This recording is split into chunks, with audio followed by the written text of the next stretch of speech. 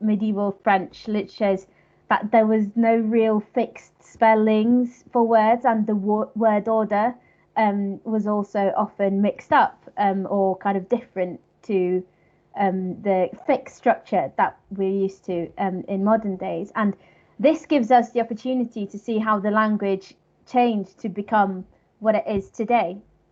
So, for example, the word mais, kind of like mais, in the modern French, did not mean but like it does in the modern French, but actually meant something like more or further, and it was probably not pronounced like mais either. But how was this spelled? There's another Slido poll where I'll ask you to kind of give a guess how it might have been spelled. So bearing in mind that there wasn't kind of fixed spellings all the time.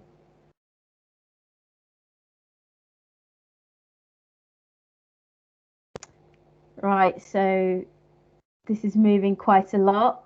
The MEIS is looking very popular.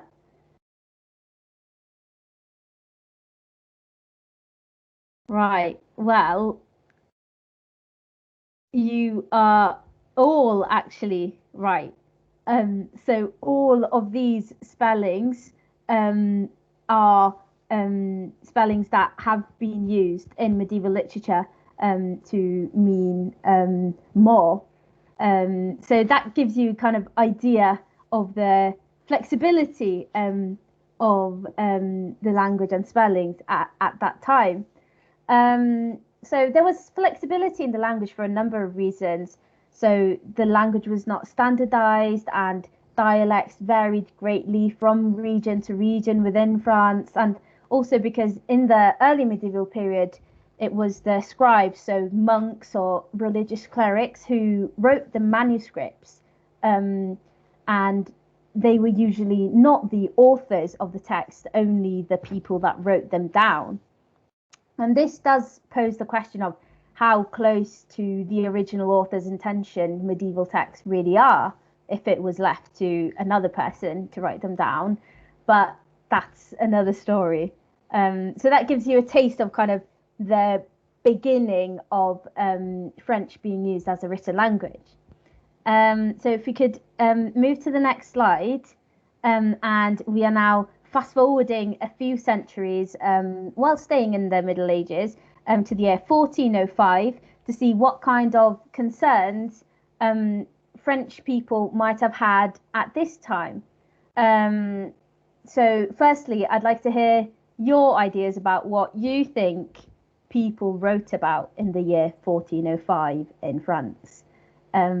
We can make a word cloud in Slido to see your thoughts. So maybe think about who would be writing, who would be reading, what would their concerns be, would the literature be serious, comic, devotional, religious?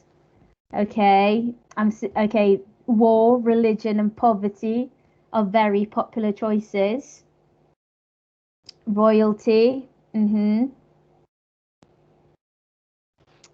What else is up here? Yes, a lot of kind of social statuses coming up in the word cloud as well. Kind of upper class life, monarchy, royalty. Noble people as well. Yes. And there was a lot of this. There was a lot of yes, love as well, knights, marriage, satire, courtly love. Yes, a lot of it. One answer that is actually on the vein of what I'm going to be speaking about is women and the role of women within society. So these are great ideas, and French writers definitely did write about all of these. but we are going to look at Christine de Pisan, who wrote about the roles of women. So she wrote about women's rights and women's education, among many other things, because she has actually a very wide corpus of works that she wrote. So you might be surprised to hear me speaking of a female writer from the medieval period as well, and rightly so, because she is quite an anomaly when it comes to medieval French writers. She's often seen as the first professional woman writer, in that she made a living out of writing, being sponsored by members of the French court during her literary career between 1393 and 1429. She's seen by some as a great proto-feminist writer because she wrote in defense of women at a time when they had little or no status, both in the literary world and within literary texts and in society. Although her feminism can be contested at times, but we've got to cut her some slack because she did live in the 15th century. So she wrote a text called Le Livre de la Cité des Dames, or the Book of the City of Ladies in English, in 1405, which is one of her most famous texts. And to summarize it, Christine writes in the first person about a night when she was sitting in her library and decided to do some light reading before dinner, as you do. She picked up a copy of Matthiolus' Lamentations, which was a kind of highly reputed literary work. And then when she's reading, she becomes completely disheartened because of the way in which women are portrayed so negatively in the text, and kind of more generally in the literary tradition of the time.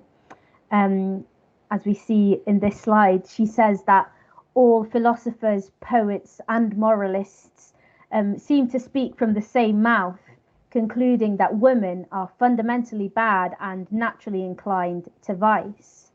And this leads her to lament that God made her a woman.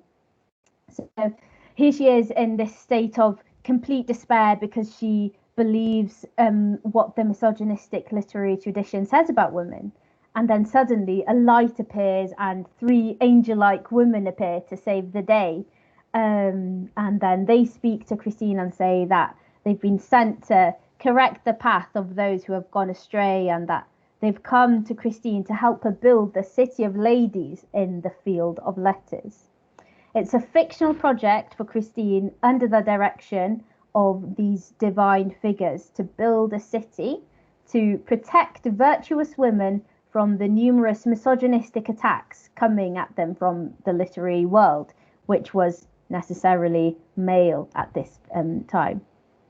So they talk of unvirtuous women as bad bricks that should be discarded for the city to be built as safely and as strongly as possible. And Christine is invited to take a spade and dig a trench around the city to dig out and discard her previous beliefs about the misfortune of being born a woman. And what we see in the following parts of the book is Christine in dialogue with the divine figures of Lady Reason, Lady Rectitude, and Lady Justice. And she asks them questions about why women are seen as inferior, why women aren't as intelligent as men, and why are they not given access to education. And then the three divine figures reply with examples of strong, intelligent women, often from literary texts. And these serve as counterexamples to what is written about women in the misogynistic literary tradition of the time. She discusses a total of 165 women, from Mary Magdalene to the Amazons, from queens to merchants' wives, and from disgraced women turned saints to the Virgin Mary. So all these women have laudable qualities, and by putting them in the spotlight, the women who would have read Christine's text, although these women would have had to be noble in order to be able to read at the time, they would see that what they had previously read about women was untrue. And so Christine brought strong women forward in 1405 to a place where they had been actively condemned and silenced. And that was 615 years ago.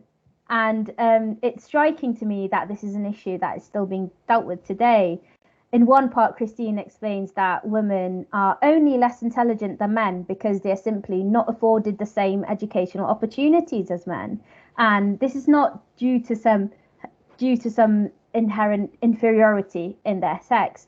Promoting gender equality and empowering women, as well as achieving equality in education, are two of the UN's Millennium Development Goals. And the fact that the fight for girls' education in many countries today is still so ardent proves that what Christine de Pisan wrote 600 years ago is still important and relevant in this day and age.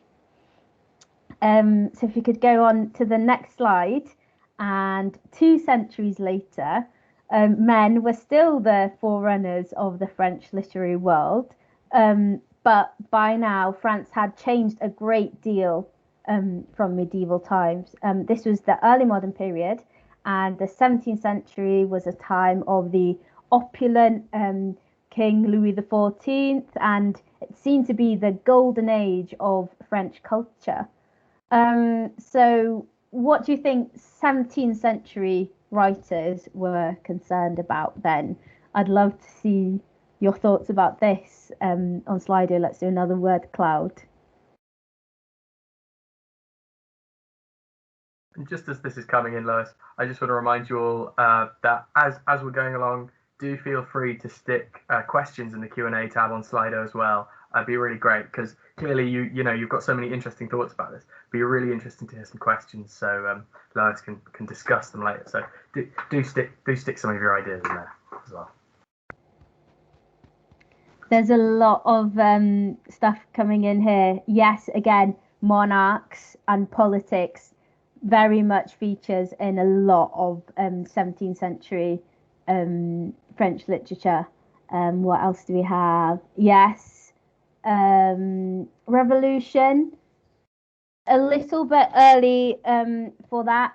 Hate for the English, that's an interesting one.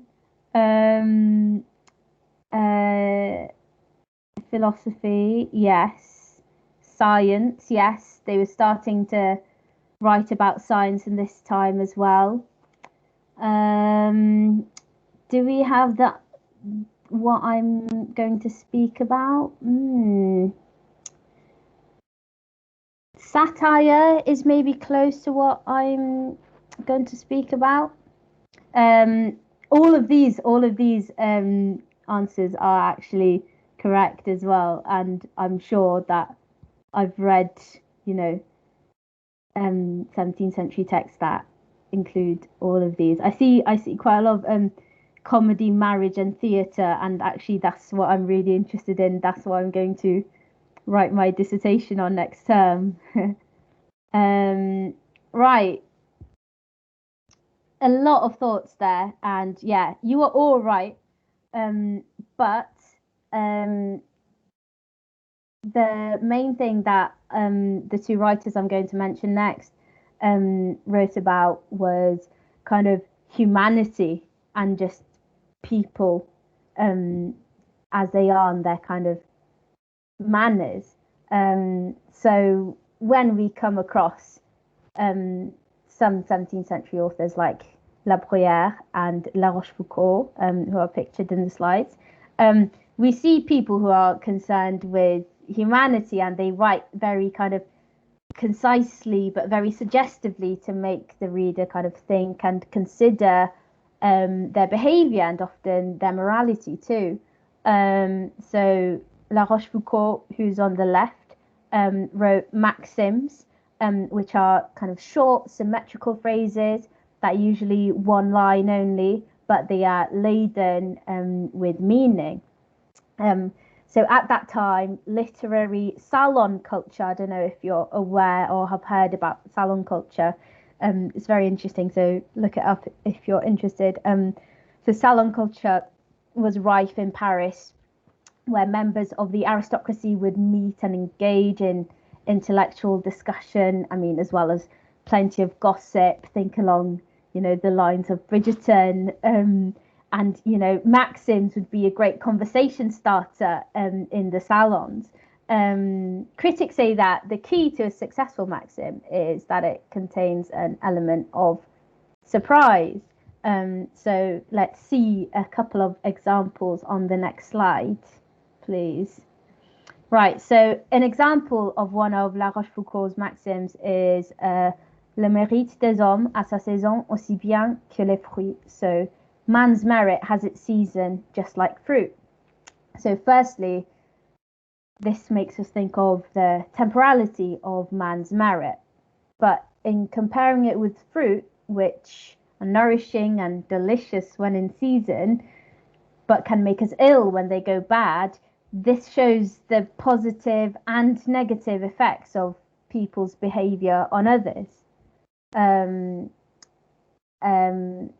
another is le refus des louanges est un désir d'être loué deux fois. So refusing praise is a desire to be praised twice.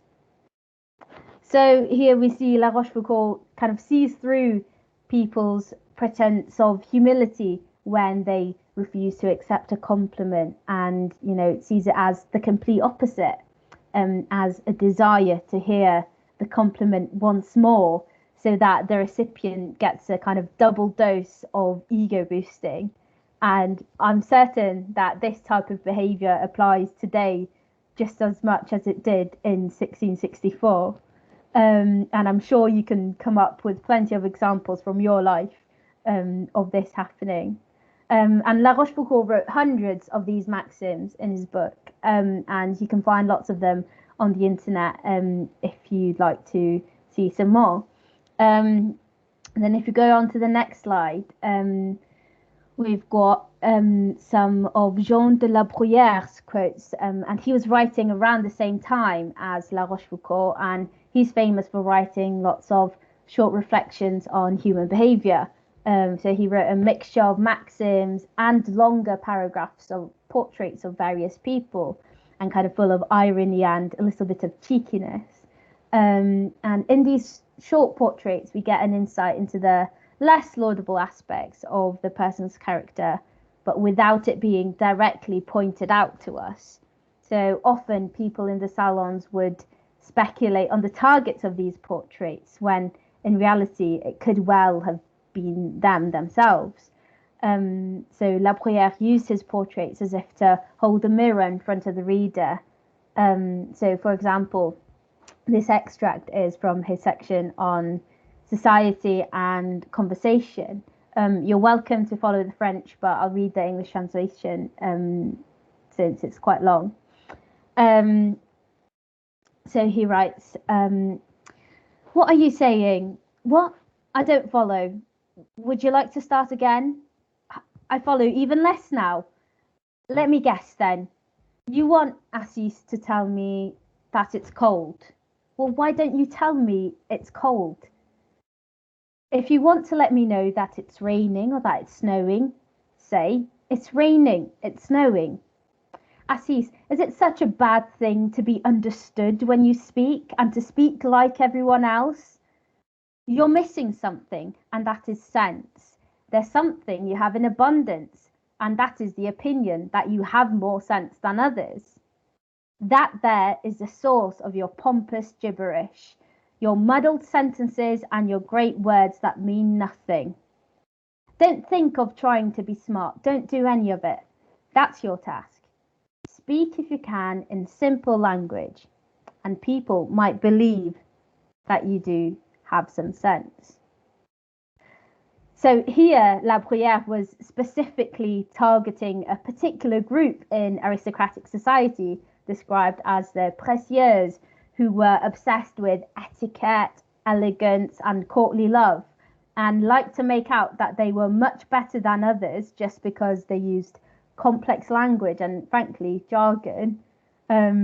This dig is not made explicit, but by painting a portrait of this character called Assis, it's subtly implied by La Bruyere, and in the context of the 17th century literary scene, this would be a more explicit critique. But despite the fact that this is a clearly targeted and a particular case, we can take from this example a more general comment about people who use very complex language that is unclear in order to seem intelligent, when in reality what they say just doesn't mean anything at all. Um, Real sense and intelligence is best communicated in simple terms, and I'm sure you can think of plenty of present day examples of this too. Well, I hope that this handful of extracts from French literature have given you a little bit of food for thought and has given you a taste of the relevance of French literature in the 9th, 15th, and 17th centuries, and that you found that our society has much more in common with them than we might think. Reading old literature can teach us about the formation of language over time, like in the case of the Sermon de Strasbourg, or it can teach us about history, women's status in society over time, like in the Livre de la Cité des Dames, or humanity in general, as shown in La Rochefoucauld and La Bruyere's works. Personally, being able to identify with something in a text from centuries ago is one of my favourite things about reading medieval and early modern literature. And I feel that literature helps me bridge the gap in my head between my life today and something that happened centuries ago in another country, which people might initially consider something completely alien to them. If we could go to the next slide, please. Yeah, and once you start looking more carefully at what's written in old literature, you'll be surprised by how often it crops up in the modern day. I'll leave you finally with this brilliant, well, I think it's brilliant at least, image that I found online, showing a quote from Dumas, who is most famous for writing the Three Musketeers or the Trois Mousquetaires. He wrote this book, Le Comte de Monte Cristo, which contains this quote in 1844. Ma solitude me tue, j'avoue que je continue de croire. My loneliness is killing me. I confess that I continue to believe. Well, little did he know that these words would be translated nearly word by word in the Britney Spears hit One More Time over 150 years later. So, yeah, you can find old French literature where you least expect it. Fantastic. Thank you, Lois. Thank that you. was brilliant. That was really interesting.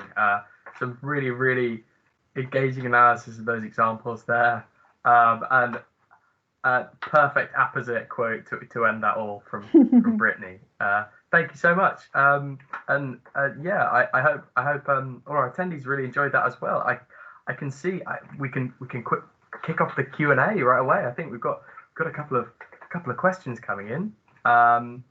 I've got an interesting one. Oh, well, someone wants to say this is a really fascinating talk. Well, that's, I mean, I'm glad you guys are enjoying it. Do stick around. We'll have kind of 15, 20 minutes, maybe a little bit more if we've still got questions of Q&A. So do feel free to put some questions in Slido. A really interesting one, talking about those maxims that you mentioned. So are these sort of similar to the character discussions in terms of observations on human nature, or are they actually, what do you think they're kind of claiming to be observations of a truth, of a kind of underpinnings of human nature? Yeah, so both the maxims and the portraits in the character were seen as kind of conversation starters and kind of reflective pieces of literature that the authors kind of picked up from observing the people around them. Yeah. Okay. Yeah. So it is this kind of observation sense of like, just like the kind of characters, it's kind of commenting on what's happening around them and Exactly. making a comparison. It was very much a kind of social commentary, more than kind of rules to follow for their behavior. That's interesting. And so in a similar way to those characters, do you think they were kind of trying to sort of comment on particular people who had these tendencies and had these kind of and perhaps sort of mock them or suggest that they should do something else? Well, yeah. So in a lot of them, it does seem quite satirical, and in quite a few cases, I think you can see that the authors are targeting the aristocracy and how they are so kind of preoccupied with being fashionable and vanity. So there's definitely an element of critique, I would say, especially in the characters rather than the maxims, because I think that the maxims are generally more universal truths that La Rochefoucauld is trying to bring together. Yeah. Okay. I think that's a really interesting comparison. Um, I'm gonna move on to another question then. This is this is another comparison. So between your knowledge of French literature and kind of what you know of English literature as well, do you kind of have a sense of sort of the different interests and different topics and focuses between the two? We've got specifically this isn't any particular period. This is just sort of a comparison. So perhaps you could pick a period that you know about and talk about that. Yeah, so something that really interests me is theatre in the early modern period. And I think that there are some similarities. You know, how in English literature, obviously, it's Shakespeare's the one kind of playwright that people know and study and remember.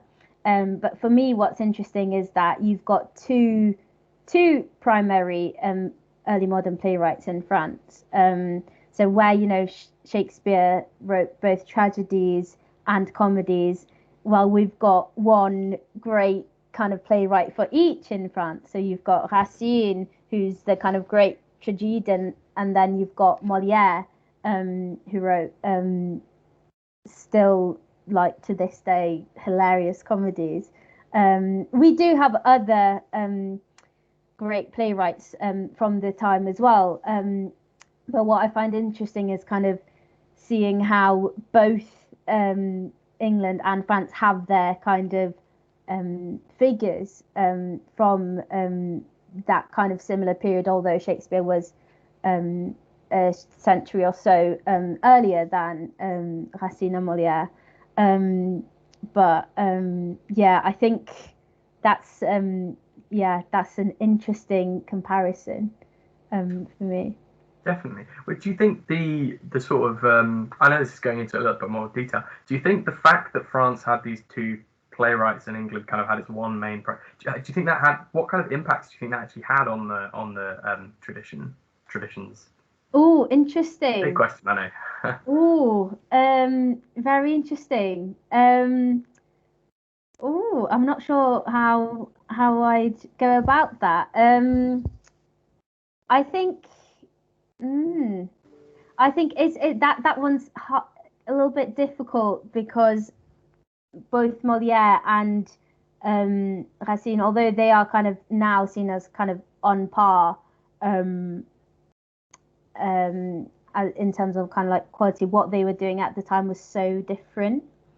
Um, Yeah. because it's kind of hard to compare with Shakespeare, who's kind of doing, yeah, kind of different things, but still the kind of same person.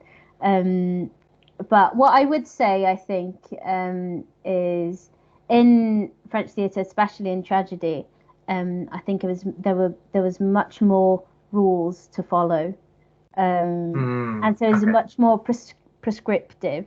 Yeah, I don't know if that helps That's in any way. definitely that's a kind of interesting, very interesting comparison. I'm sure there's so much in that. I'm sure that someone could write a whole sort of dissertation on that comparison. So, but Mhm. but thank you for your thoughts on that. That was really interesting.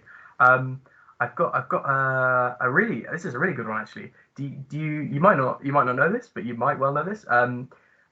Someone says there. Thank you, Lois. That was so interesting. My question: what was the first instance of French literature that popped up outside of France? Oh,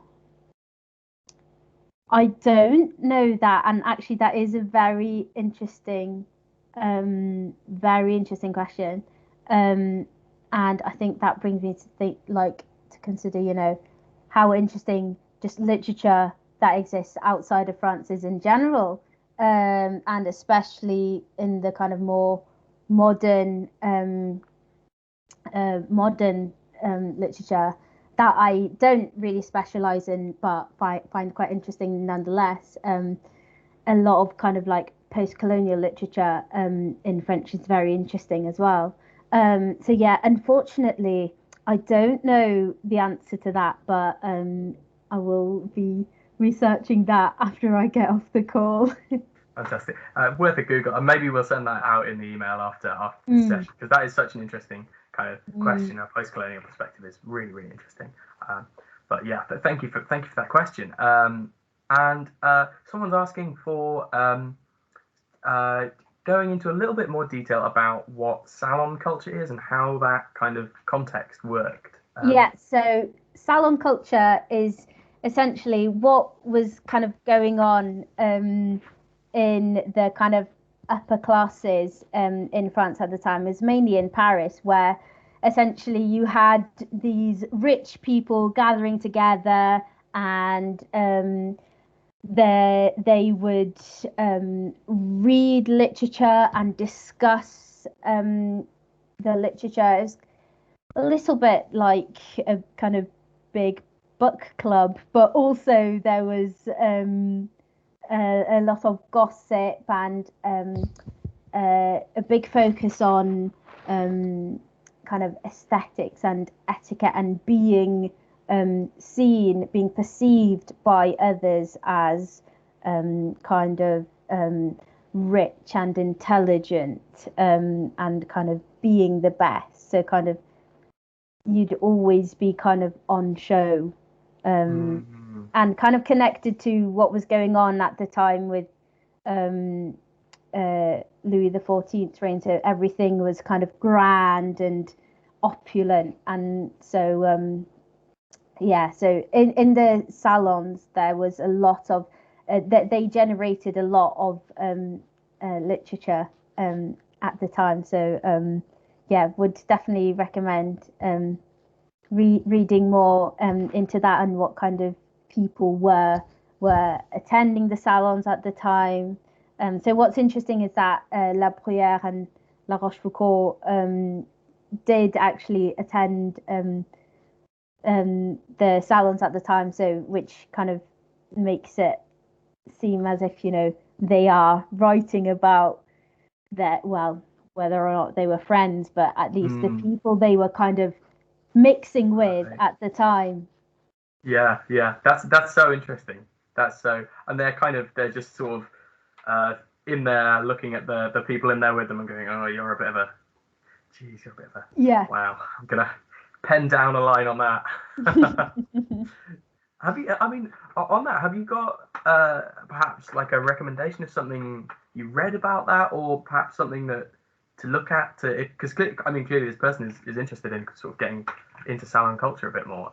What have you got a Mm, recommendation there? um, I I would have a look at I think a good way to get into that would be because they're much more is kind of around, documentaries or um, films and things are around Louis XIV and his reign. So I think by going through that, you'll hopefully see find some information about salon culture there, or at least see it represented. And then otherwise, just yeah, have a look if you can find maybe an article on JSTOR or something. Yeah, that's a solid suggestion. So yeah, do go away and check that out if you're interested. Thanks. That was a really great reminder. Really great idea to look at that topic again. Oh, these are some really interesting ones. Okay. I mean, I'm gonna pick up. There's some really interesting ones coming through. I'll come to those in a sec. Mm-hmm. Um, but I mean, here's a kind of quite a broad question, and perhaps this is more of an opinion, but do you think that literature in general is timeless? And to what extent can literature provide an insight into the minds of a nation at any given time? So kind of national ideas of national psyche, perhaps, and yeah, certainly interesting stuff going on there. But what do you think about that? That is really interesting. I think personally, yes, I do think literature is timeless in that you can read literature from any period of time, and if you can understand the words, you can understand what was going on at the time, which is really interesting. Obviously, reading literature outside of its context is always, an interesting experience, risky sometimes because not sure exactly how that was, how the literature was actually kind of perceived and consumed at the time, but still interesting nonetheless. And yeah, I do think that it can provide an insight into the minds of a nation. There's a lot of French 18th century travel literature, actually. That's really interesting because we see some writers, on the cusp of the French Revolution, trying to, when they encounter other cultures, to try and make sure that the kind of new front that they're kind of about to create, the society is going to be as kind of open and tolerant as possible because it hadn't been previously. So yeah, I think that's definitely true. That's really interesting. Thanks, Lois. That's great. I hope that answers that really interesting question. Now I'm gonna pop a couple more in. So there's I really love this. Have you come across any predictions about the future in French literature? Like someone predicted cars or something, and it was oddly specific but correct. I mean, this really makes me think of a lot of really good early 20th century science fiction, even earlier English science fiction. There's a lot of really good predictions in there. But what about in French?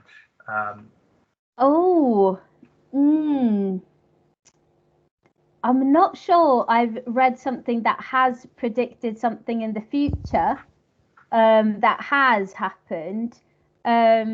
But kind of interestingly, something that I was studying last term was about, it was a kind of comic medieval narrative about this young lady who had the bubonic plague, and a woman had prescribed her 3 lovers, and unfortunately they caught the plague in as a result, and so that was a kind of instance, not of like predicting the future of course, but kind of made me think, oh wow, this is happening again. Could have done with social distancing at that time. Definitely. But I think I'll have to take a closer look at what I read to see if they have predicted something that has happened. That's a good question. It's a really good question. I think I sort of my comment on this would be, one of my favorite references of a sort of a predictive thing is Douglas Adams's The Hitchhiker's Guide to the Galaxy, and he has this idea of this little box, which is a book that you carry in your pocket, and it can answer any question, and you put the thing in, and it'll give you an answer. And that's a great example from English. But yeah, it's a really interesting question. Thanks for that, and thanks for your answer, Lois. That is a really interesting kind of, the reflections between the now and past events is really important to think about there. We've got so many. Thank you everyone for these really interesting questions. This is so provoking some really interesting discussion. So I mean, we've got sort of a more genre focused question. I think maybe we'll take a couple more on French, and then there are a couple on sort of various things outside the kind of academic sphere. So let's here's a good one on segregation between comedy and drama, sort of the Moliere and Corneille controversy.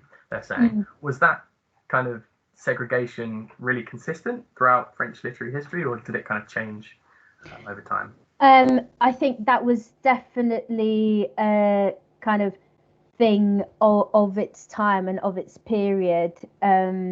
So I haven't read that much theatre beyond the 17th century, but has changed quite a lot since then. But before kind of tragedy and comedy in the 17th century, we had medieval farce, which was a kind of a precursor to 17th century comedy. But other than that, there wasn't this like big distinction, and actually it was in the 17th century that kind of tragedy, which was seen as the kind of the better, higher quality, the highest form of literature, not only theatre but highest form of literature in the 17th century.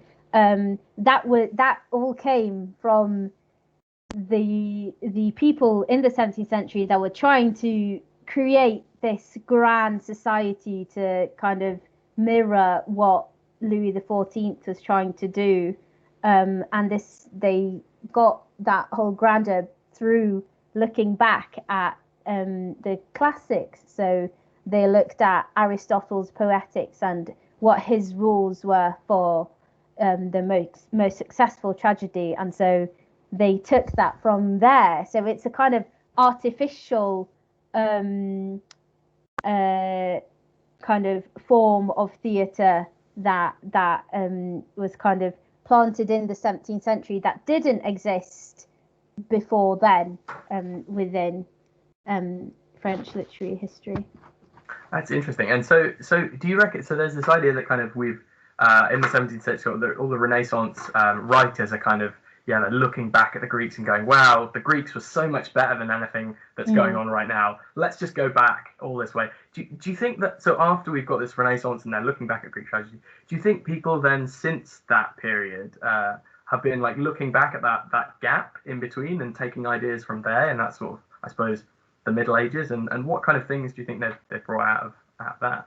Yeah, I mean, I think that is definitely possible. And, even then, you had Moliere, who was writing in the 17th century, but he wasn't writing tragedy. He was writing from what came after, which was the medieval farce, and he was influenced by that. So, yeah, I think you can definitely see how they kind of take things from different periods. I don't know, do we look back at medieval literature and think, oh, this was the best form of literature that existed, so we should adopt this? Definitely. Well, it might not happen now, but perhaps in the future that's what they'll do.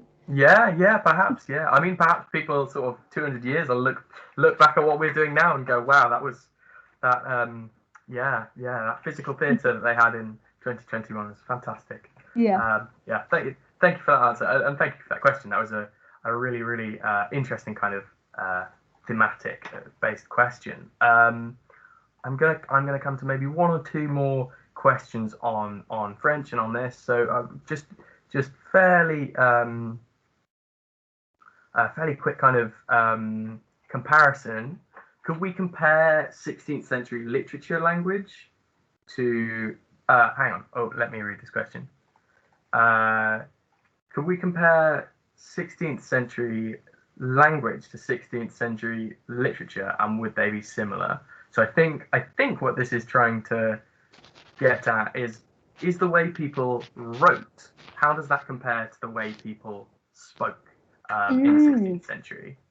That's a very interesting question. Personally, I am not sure. I definitely have focused more on the kind of written aspect of French rather than what it actually sounded like. But a lot of my friends study linguistics and kind of the history of the spoken language as well. So it's a very interesting question. I guess they might be similar. Can't give a certain answer, I'm afraid. That's all right. No, and that brings up one of the sort of core difficulties with this kind of stuff, doesn't it? Because it's a lot harder to go back and know how people sounded and how people spoke. It's easy to look at a book and a text and go, I can see what's going on there. But yeah, no, that's a really interesting answer. And yeah, perhaps we can't find that out so easily. Another one. Do you think a more liberal society like today's allows for a wider scope in terms of genre of literature, where as opposed to stark societies with stark literary conventions, very distinct genres, which you might perhaps ascribe to a less liberal, a more restricted society? Is there any kind of comparison there? Yeah, definitely. And I think as well, especially when we're dealing with medieval and early modern literature, I think probably especially early modern, like we don't have that as many constraints as people had in the past. So, you know, in medieval times, not everybody was educated, so they physically wouldn't be able to write or communicate their ideas.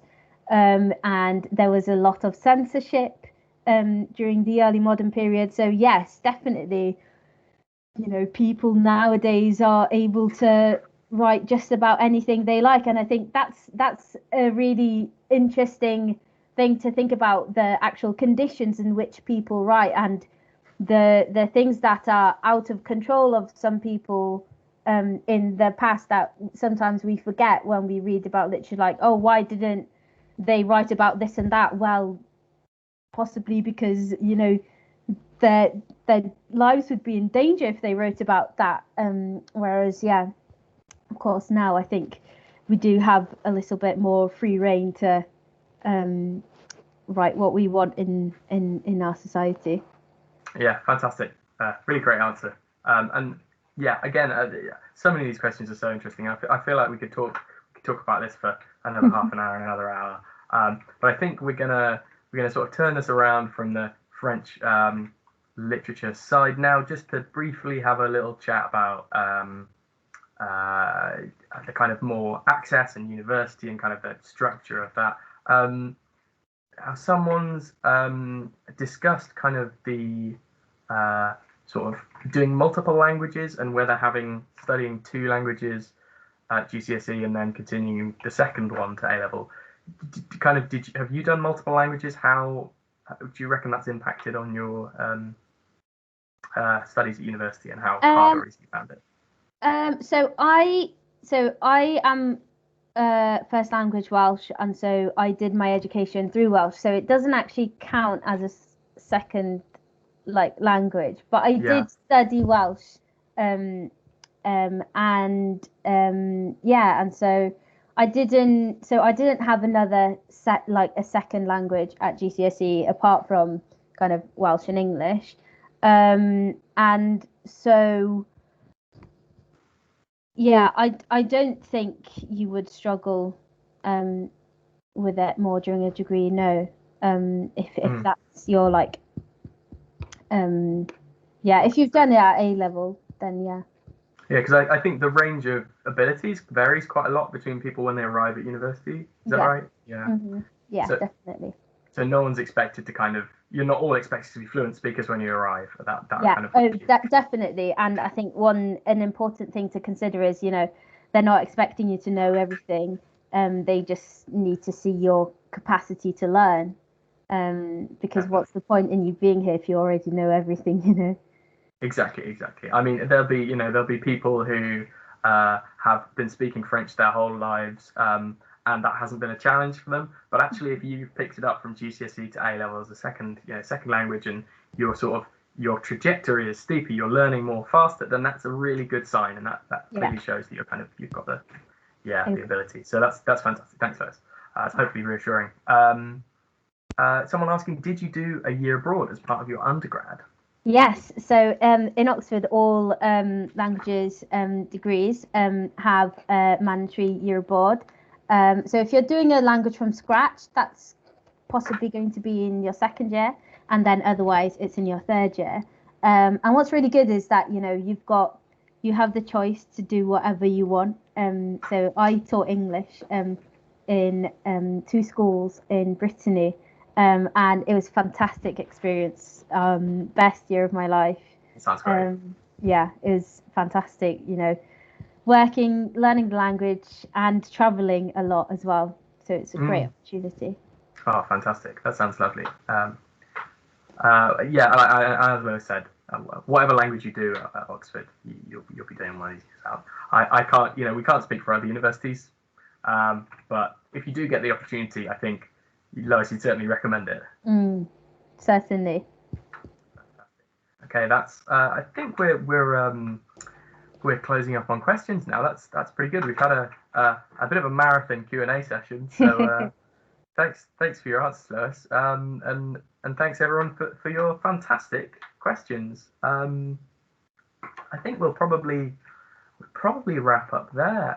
So I just want to say, yeah, a really big thank you, Lois, for your time and your fantastic presentation this evening. It's been really great. I've really enjoyed myself, and hopefully our attendees have enjoyed themselves as well. And I'm just gonna say bye now and cheers. And if you do want to if anyone does want to get in touch, please drop me an email. I'll be in contact after today's session. So thank you all so much. Thank you very much to you and to everyone for your fantastic questions. Thanks, guys. Feel free to head off now, guys. Bye. Thank you. And Lois, we've got a lot of, as I'm sure you can see, we've got lots and lots of thank yous coming through in the Slido, and lots of likes. The top question is thank you so much. It was a really fascinating talk, Smiley, with 7 likes. So. Oh, that's lovely. Oh. Well, and another one coming through now. Let's see, there we go. Because a couple of people are still in the session, so they're just popping in their thanks. But I thought that was really, really great. That was really interesting. Oh, thank you. So, all right, who would have expected Brittany to be mirroring Alexandre Dumas? I know, that's one of my favourite things that I've ever seen online, I think. It's amazing. It's word for word, isn't it? So yeah. Oh, incredible. Well, I've learned today. I've learned a lot. Cheers. I better let you get on with your evening. Thank you very much. Yeah, no problem. I just realised I'm still recording, so I'm gonna stop that.